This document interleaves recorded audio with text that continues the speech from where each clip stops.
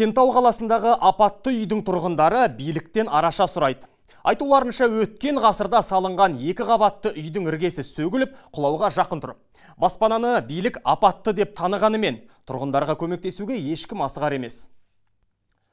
Бүгінде бұл үйде 39 адам тұрып жатыр. Тұрғындар 22 жыл бойы үйлерін тұруға жарамсыз деп бекіту үшін тоздырмаған, табалдырға қалмаған.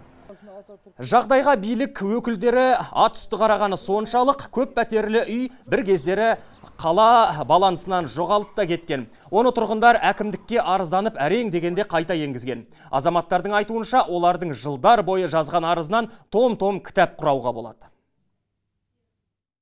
Биылға жарай ма, жарамай ма, оны біз айта алмаймыз даже. Қанша уақытқа жарайтынын. Қазірдің өзінде өзіміз үшін ремонт жасаймыз іштерін. Ремонт жасап, бүгін бір күнде жасап бітсен, ертең ар күні уже жарылып тұрады кәдімгі дейін. Қалалық әкімдік тұрғындардың мәселесін жақсы білеміз дейді. Алайда заңдағы шектеулер кедергі келтіріп тұр. 2014 жылдан бастап апатты үйге өтемақы төлеу тоқтап қалған. Жауаптылар оны шешу үшін 2 ұсыныс айтыпты. Біріншісі үй кезегіне тұру, екіншісі үй кезегі келгенше әкімдік төлейтін пәтерге көшу. Бірақ оған тұрғындар келісер емес. Біз тұрғындарға жауап берілген, бұл бойынша бізде ұсыныс берілген.